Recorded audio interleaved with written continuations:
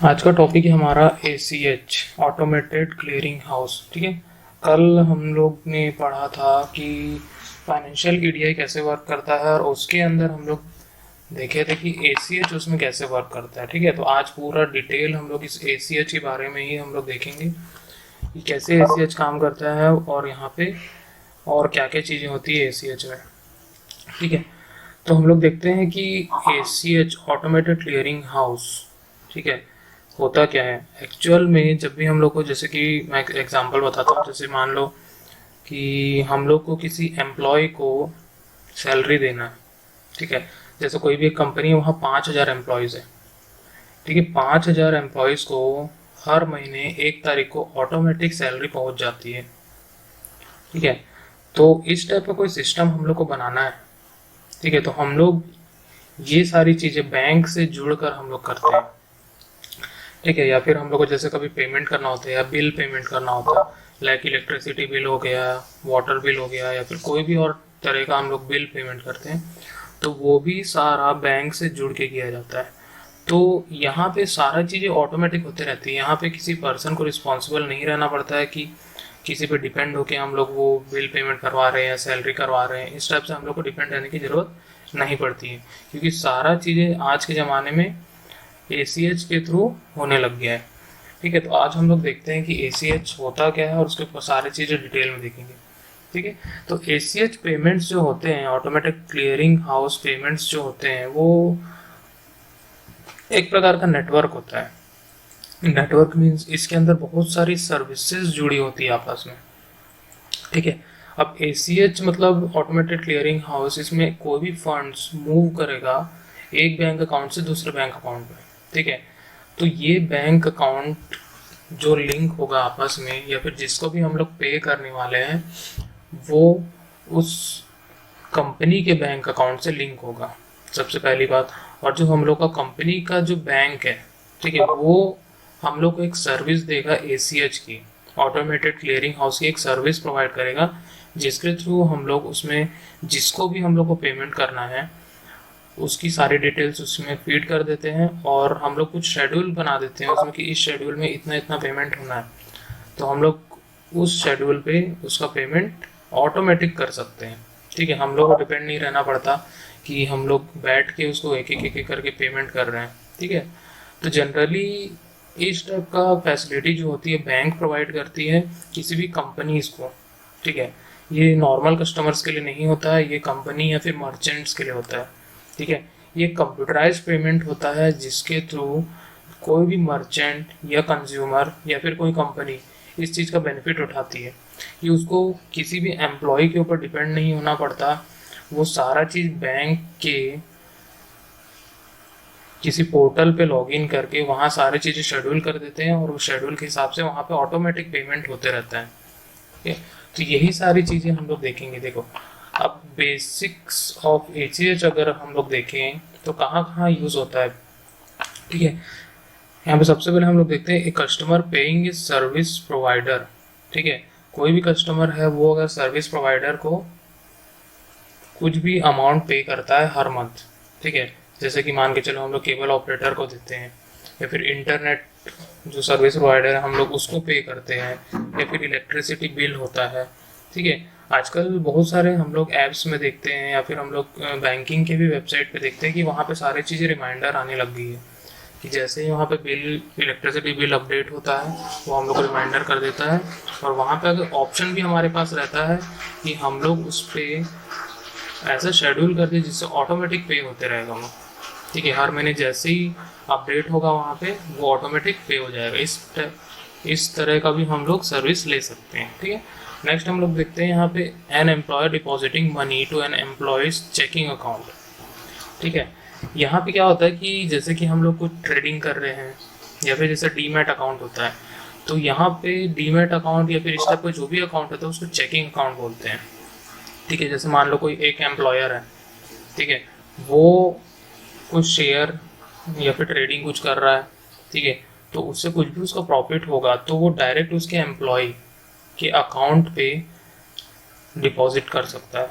ठीक है, कभी भी मतलब जितने बार भी वो प्रॉफिट एंड लॉस ये सब होते रहेगा या फिर खरीदी बिक्री होते रहेगा तो उस हिसाब से वो डायरेक्टली वहाँ पे असाइन करते रहते हैं पेमेंट। नेक्स्ट यहाँ पे देखते हैं consumer moving funds from one bank to another. ठीक है, अगर कंज्यूमर को या फिर कोई कंपनीज को जरूरत पड़ रही है कि एक बैंक से दूसरे बैंक में ट्रांसफर करे मनी, ठीक है, और उसमें हम लोग को बार बार करने की जरूरत ना पड़े, तो हम लोग वहाँ पे ACH का यूज कर सकते हैं। ठीक है, यहाँ पे फिर बोल रहे a business paying a supplier for the products. ठीक है, कोई भी बिजनेस अगर कोई किसी दूसरे कंपनी से कोई प्रोडक्ट खरीद रहा है, ठीक है, जो सप्लायर है उसको रेगुलरली पे करना होता है। जैसे कि मान के चलो हम लोग कोई भी बिजनेस कर रहे हैं, जैसे न्यूज़पेपर का बिजनेस कर रहे हैं, तो न्यूज़पेपर हम लोग को पता है कि डेली कितना अमाउंट पे आने वाला है। ठीक है, और डेली के डेली उसको पेमेंट करना है, या फिर हम लोग को कोई वीक वाइज करना है या मंथ वाइज करना है, तो हम लोग डायरेक्टली उस पर शेड्यूल करके हम लोग कर सकते हैं कि 1 तारीख को पेमेंट हम लोग शेड्यूल कर दी, इतने अमाउंट का ऑटोमेटिक वहाँ से कट के सप्लायर के पास पहुँच जाएगा। ठीक है, नेक्स्ट होता है ये tax payer sending funds to the IRS और लोकल ऑर्गेनाइजेशंस ऑनलाइन। ठीक है, टैक्स पेयर क्या करते हैं, जैसे कि मान के चलो कंपनीज टैक्स काटती है, इनकम टैक्स वगैरह सारा चीज़ कंपनीज काट जाता है। ठीक है, तो यहाँ पे हम लोग क्या देखते हैं कि टैक्स पे कौन कर रहा है, वो कंपनी पे कर रही है। कहाँ से पे कर रही है, हमसे लेके वो कंपनी गवर्नमेंट को पे करेगी। तो यहाँ पे हम लोग देखते हैं कि जो टैक्स पेयर्स होते हैं, मतलब जो नॉर्मल पीपल्स होते हैं, उन लोग के अकाउंट से ऑटोमेटिक उसको काट लिया जाता है। ठीक है, तो टैक्स को कोई बचा नहीं सकता, वहाँ पे जितना भी टैक्स अगर बन रहा है वो ऑटोमेटिक कटता है। ठीक है, हम लोग को अपने से पे करने की ज़रूरत नहीं होती, वो ऑटोमेटिक उसके पास, मतलब गवर्नमेंट के पास अथॉरिटी रहती है, ऑटोमेटिक उस बैंक अकाउंट से डिडक्ट कर लिया जाए। ठीक है, तो इस टाइप के यहाँ पे कॉमन बेसिक यूजेस है ACH पेमेंट के। ठीक है, बहुत सारे जगह पे हम लोग ACH का यूज़ करते हैं और हम लोग फंड्स को ट्रांसफ़र करते हैं। ठीक है, तो ACH पेमेंट जनरली एक इलेक्ट्रॉनिक फंड ट्रांसफ़र होता है जो एक बैंक अकाउंट से दूसरे बैंक अकाउंट पे होता है।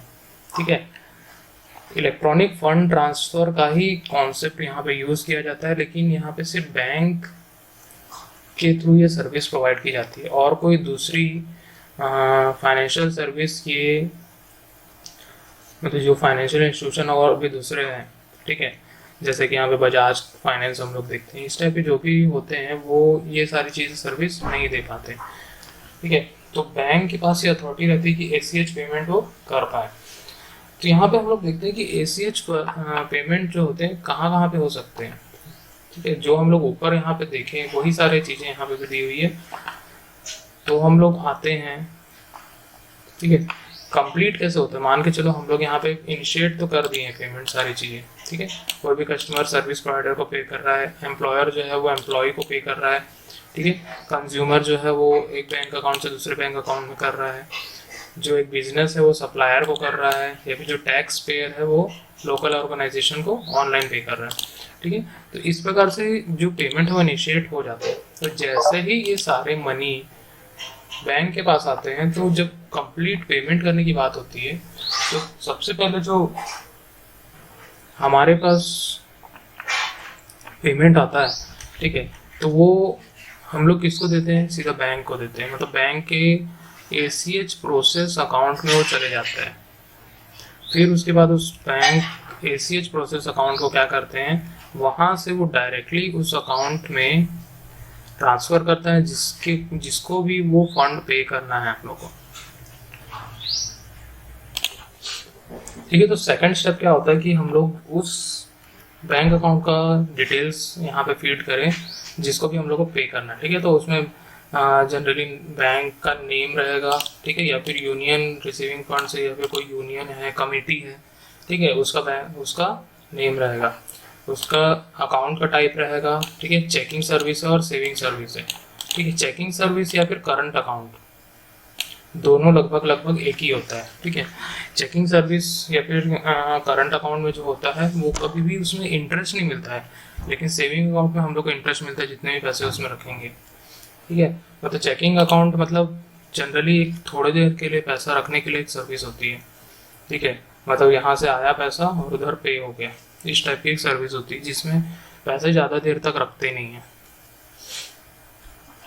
ठीक है। उसके बाद बैंक का एबीआई रूटिंग नंबर ना होता है और रेसिपिएंट का अकाउंट नंबर होता है। इस टाइप के 4-5 डिटेल्स हम लोग को डालने होते हैं जिसको भी हम लोग को पे करना होता है। ये सारा चीज़ बैंक करता है, ये सारी चीज़ें कौन करता है? बैंक करता है। ठीक है। नेक्स्ट हम लोग देखते हैं कि इसका वर्किंग एक्चुअल में होता कैसे। ठीक है। तो वर्किंग के 3-4 स्टेप्स हैं यहाँ पे। फर्स्ट स्टेप होता है fund transfer initiation.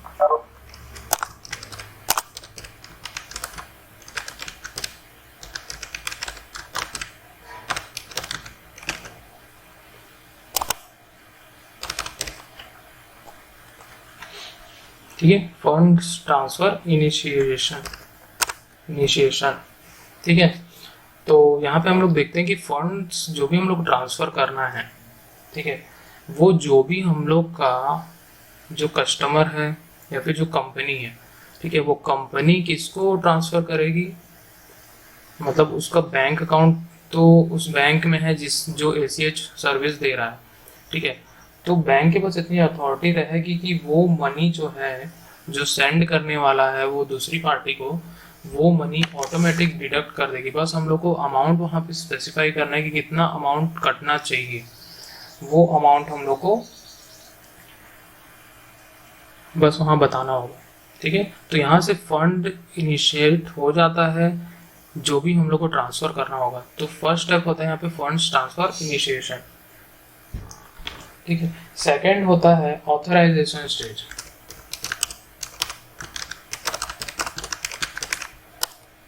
Authorization stage में क्या होगा कि हम लोग के पास एक ऑथराइज पर्सन होगा या फिर उससे रिलेटेड ऑथराइज क्रेडेंशियल होगा, जिस जैसे कि यूज़र नेम, पासवर्ड, या फिर कोई ऐसा लिंक आएगा या फिर ओटीपी आएगा। ठीक है। इस टाइप का एक ऑथराइज करेगा कि जो भी पेमेंट होने वाला है वो सही है या फिर नहीं है। ठीक है। या तो मेल के थ्रू आएगा या फिर हम लोग को कुछ ऐसा नोटिफिकेशन आएगा जिसके थ्रू हम लोग वो ऑथराइज कर सके। ठीक है। तो जो भी फंड्स ट्रांसफर होने वाले हैं, अब यहाँ पैसे का मामला है तो रिस्क नहीं ले सकते, तो ऑथराइजेशन स्टेज बहुत ज़रूरी है जिसके थ्रू हम लोग उसको ऑथराइज कर पाए कि वो जो भी ट्रांसफ़र हो रहा है अमाउंट वो सही हो रहा है कि नहीं हो रहा है। ठीक है। थर्ड आता है यहाँ पे प्राइमरी फंड ट्रांसफर।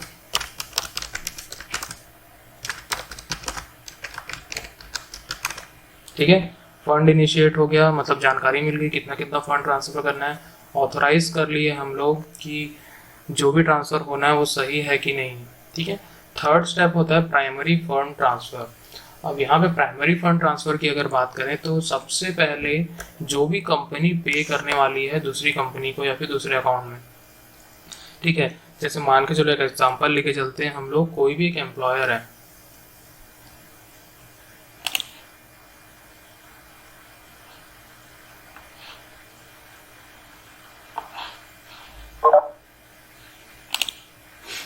ठीक है, हम लोग मान के चलते हैं कोई भी एक एम्प्लॉयर है, वो एम्प्लॉयर क्या करेगा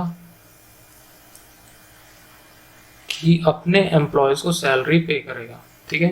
तो एम्प्लॉयर जो है, मतलब जो कंपनी का ओनर है या फिर उस वहाँ का जो भी एचआर है, वो क्या करेगा, फंड को इनिशिएट करेगा, सबसे पहले ऑथराइज कर देगा कितना कितना फंड जाने वाला है और ये सही है। ठीक है। थर्ड काम क्या करेगा कि बैंक को वो अथॉरिटी दे देगा कि इतना इतना फंड ट्रांसफ़र हो जाना चाहिए, वो शेड्यूल कर देगा। और प्राइमरी फंड ट्रांसफ़र क्या करेगा कि जब भी शेड्यूल है उसके एक दिन पहले, जैसे मान के चलो 1 तारीख को पेमेंट होने वाला है, 1 तारीख के एक दिन पहले या फिर 2 घंटे पहले, 3 घंटे पहले क्या होगा कि सारे जितने भी अमाउंट है, टोटल जितना भी अमाउंट को पे करना है, जैसे कि मान के चलो 1 लाख रुपए हो रहा है या फिर 10 लाख रुपए हो रहा है, मान के चलो, सबसे पहले उसको टोटल करेगा, 10 लाख रुपए हो जाएगा। उस 10 लाख रुपए को एक साथ उस कंपनी के अकाउंट से डिडक्ट कर लेगा, मतलब काट लेगा, और काट के कहाँ पे ट्रांसफ़र कर देगा, एसीएच प्रोसेसिंग अकाउंट पे। ठीक है।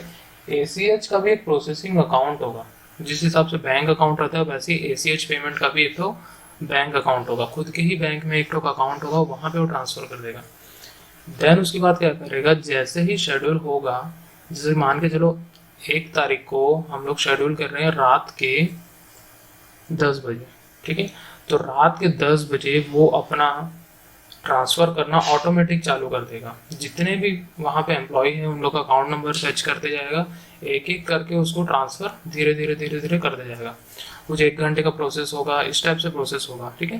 तो यहाँ पे प्राइमरी फंड ट्रांसफ़र मतलब क्या हुआ कि कंपनी के बैंक अकाउंट से ACH प्रोसेसिंग अकाउंट में वहाँ पे हम लोग के पास फंड आ जाएगा, ठीक है। फोर्थ होता है सेकेंडरी बैंक ट्रांसफ़र।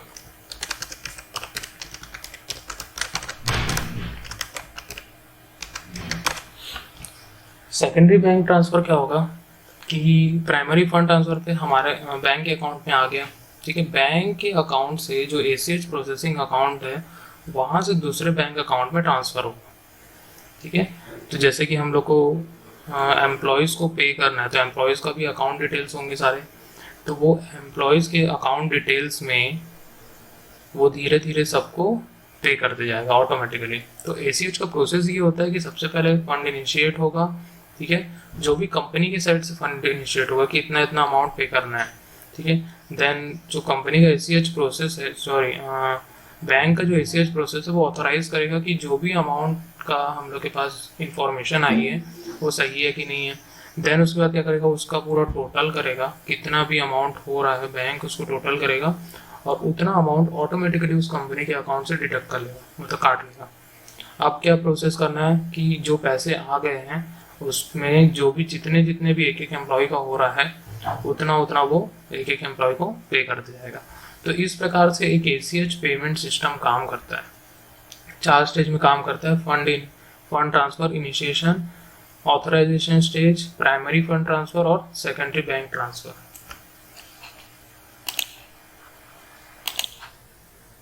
अब देखते हैं हम लोग बेनिफिट्स ऑफ ACH, ठीक है। कोई भी बिजनेस होती है वो अपने कॉस्ट को हमेशा कम करना चाहेगी, ठीक है। जो भी उसका कॉस्ट लग रहा है, मैन पावर लग रहा है या फिर कोई भी ऑटोमेशन प्रोसेस में उसको कोई भी कॉस्ट लगता है, ठीक है। बिजनेस हमेशा चाहते हैं कि उससे जितना ज़्यादा कॉस्ट कम हो उतना ज़्यादा वो प्रोडक्शन कर पाए, उतना ही ज़्यादा वो प्रॉफिट कमा पाए, ठीक है। हर कोई एक्सपेंस को कम करना चाहता है, ठीक है। तो एक्सपेंस कम करने के लिए वो यहाँ पे इलेक्ट्रॉनिक पेमेंट्स का यूज़ करती है कि कोई भी पेमेंट करने के लिए हम लोग को मैन पावर की ज़रूरत ना पड़े, कोई आदमी रखने की ज़रूरत ना पड़े, या फिर कोई चेक हैंडल करने की ज़रूरत ना पड़े, या फिर किसी एम्प्लॉय को भेजने की ज़रूरत ना पड़े, ठीक है। तो यहाँ पे क्या होता है, सारा चीज़ हम लोग को ऑनलाइन मिल जाती है ऑटोमेटेड क्लियरिंग हाउस के थ्रू, ठीक है। तो ACH की बहुत सारे बेनिफिट्स हैं। यहाँ पे 2-3 हम लोग बेनिफिट डिस्कस करते हैं। सबसे पहले आता है इजी टू हैंडल, ठीक है। जब भी हम लोग को कस्टमर को, ठीक है, चेक से पे करना पड़ता है तो हम लोग क्या करते हैं, चेक काटते हैं फिर उसको बैंक में लगाते हैं, ठीक है। हम लोग को वेट करना पड़ता है वहाँ पे कब वो पैसा आएगा, ठीक है, इस प्रकार से। तो वहाँ पे क्या होता है कि जो चेक से भी पे करता है तो चेक से पे कैसे करते हैं, चेक पहले काटेगा, चेक क्लियर होगा, क्लियर होके कहाँ पे जाएगा, वो ACH प्रोसेस के अकाउंट में जाएगा, ठीक है। वो प्रोसेस जो है बाद में उसको 1 दिन बाद 2 दिन बाद जो भी उन लोग शेड्यूल करते हैं बराबर अपने हिसाब से, ठीक है। आजकल ये सारी चीज़ें और फास्ट हो गई, 1 दिन में चेक क्लियर हो जाता है, ठीक है। तो यहाँ पे क्लियरिंग प्रोसेस जो होती है वो बैंक के ऊपर डिपेंड करती है कि कितने देर में उसको क्लियर कर रहा है, ठीक है। अगर बैंक के पास ज़्यादा लोड है तो वो थोड़ा टाइम लेके करेगा, ठीक है, या फिर उसके पास थोड़े फंड कम है तो वो थोड़ा टाइम लेके करेगा, ठीक है। इस प्रकार से हम लोग सारा चीज़ मेंटेन करते हुए वो करते हैं, ठीक है। तो ये सारी चीज़ें इलेक्ट्रॉनिक पेमेंट के थ्रू होती है। तो हम लोग यहाँ पे चेक बाउंस जैसी समस्या, ठीक है, या फिर कोई और पेमेंट नहीं हो पा रहा है या फिर इस टाइप की समस्या से हम लोग बच जाते हैं। तो जो भी हम लोग को पेमेंट करना है उसका रिकॉर्ड रखना है, ठीक है, या फिर जो लेबर्स वगैरह है वो सारी चीज़ें हम लोग बहुत अच्छे से हम लोग कर सकते हैं, ठीक है। अगर हम लोग देखें तो ACH जो होता है वो सारा चीज़ें ऑटोमेटिक करते रहते हैं, बस उसमें सारा डेटा डालने की फिर ज़रूरत होती है और बाकी सारा चीज़ ऑटोमेटिक करते रहता है। जितने भी पेमेंट्स होने हैं, ठीक है, सारा चीज़ शेड्यूल कर लो, वो वहाँ से डेटा लेगा और उसको पे करते जाएगा, बस, ठीक है। नेक्स्ट होता है लेस एक्सपेंसिव देन ए प्लास्टिक, ठीक है। जब भी हम लोग एक क्रेडिट कार्ड लेते हैं तो क्रेडिट कार्ड का भी हम लोग बिल पे करते हैं और जितना भी उसमें इंटरेस्ट होता है, जैसे मान के चलो हम लोग एक क्रेडिट कार्ड लिए, उस क्रेडिट कार्ड का लिमिट है 1 लाख, और हर महीने हम लोग 1 लाख रुपए खर्चा कर रहे हैं। अब 1 लाख रुपए में अगर 12% इंटरेस्ट लगता है तो एक महीने में उसका कितना होगा, 1200 रुपये होगा। ठीक है, तो 1200 रुपये हम लोग को हर महीने एक्स्ट्रा पे करना होता है। ठीक है, अगर वहीं पे हम लोग पेमेंट जो है वो ACH के थ्रू करें, ठीक है, अगर मैं कंपनी चला रहा हूँ, मैं पेमेंट पहले कर रहा था क्रेडिट कार्ड से, क्रेडिट कार्ड से अगर मैं पेमेंट करता था तो हर बार मुझे एक महीने में 1200 रुपये एक्स्ट्रा देना पड़ता था। यहाँ पे अगर मैं ACH प्रोसेस का यूज़ करता हूँ तो कोई भी हम लोग को ट्रांसफ़र करना है या फिर कोई पेमेंट करना है वो डायरेक्टली उस बैंक अकाउंट से मैं करूँगा। मतलब वहाँ कोई भी मुझे क्रेडिट कार्ड की क्रेडेंशियल डालने की ज़रूरत नहीं पड़ेगी, डेबिट कार्ड यूज़ करने की ज़रूरत नहीं पड़ेगी, कोई भी चेक यूज़ करने की ज़रूरत नहीं पड़ेगी। तो जो प्लास्टिक कार्ड का चार्ज होता है एक महीने में 1200 रुपये, 1200 इंटू 12 अगर हम लोग करें तो 1,44,000 होता है।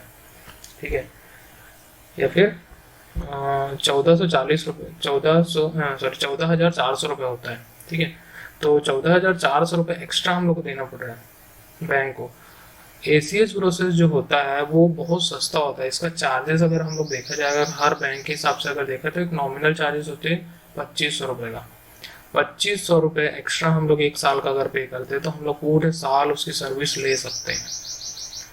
तो इस प्रकार से हम लोग यहाँ पे जो उसकी एक्सपेंसिव है, जो भी हम लोग कार्ड यूज़ करते हैं, डेबिट कार्ड, क्रेडिट कार्ड, इस टाइप का हम लोग यूज़ करते हैं, तो उसमें जो भी चार्जेस लगते हैं उससे कम में हम लोग को ये सर्विस मिल जाती है। ठीक है, कार्ड यूज़ करेंगे तो 14,400 हम लोग को देना पड़ेगा, अगर ACH यूज़ करेंगे तो 2500 रुपये देना है। तो यहाँ पे एक्सपेंसिव हमारा कम हो गया। ठीक है, मतलब कार्ड से हम लोग को सस्ता पड़ रहा है। ठीक है, थर्ड होता है लॉन्ग डिस्टेंस पेमेंट्स। अगर हम लोग को कोई भी पेमेंट जो है वो रेगुलरली करना है और बहुत दूर में भेजना है, जैसे मान के चलो मैं इंडिया में बैठ के बिजनेस कर रहा हूँ और मैं चाहता हूँ कि अमेरिका को, मतलब जो भी सर्विस मैं ले रहा हूँ अमेरिका से ले रहा हूँ। ठीक है, तो अमेरिका से मैं कोई भी प्रोडक्ट मंगा रहा हूँ या कोई भी सर्विस ले रहा हूँ और उसका रेगुलरली मैं पे कर रहा हूँ। ठीक है, तो उस केस पे यहाँ पे डिस्टेंस काफ़ी ज़्यादा है, मतलब इंडिया और अमेरिका के बीच में। ठीक है, तो सारा चीज़ इंटरनेट के थ्रू हो रहा है, तो हम लोग यहाँ पे इंटरनेट का यूज़ करके ACH प्रोसेस से हम लोग कोई भी ट्रांसफ़र हम लोग एक कंट्री से दूसरे कंट्री तक हम लोग कर सकते हैं। ठीक है, तो लॉन्ग डिस्टेंस अगर पेमेंट करना है, मतलब बहुत दूर दूर तक हम लोग को पेमेंट भेजना है, तो भी हम लोग इससे सारा चीज़ कर सकते हैं। तो ये उसके 3 बेनिफिट्स है ACH के। तो ACH प्रोसेस यूज़ करने के बहुत सारे बेनिफिट्स हम लोग देख चुके हैं, अभी डायग्राम में भी हम लोग देखें किस टाइप का उसका प्रोसेस होता है वो भी हम लोग देखें, और क्या क्या इसके बेनिफिट्स होते हैं वो भी हम लोग देखें।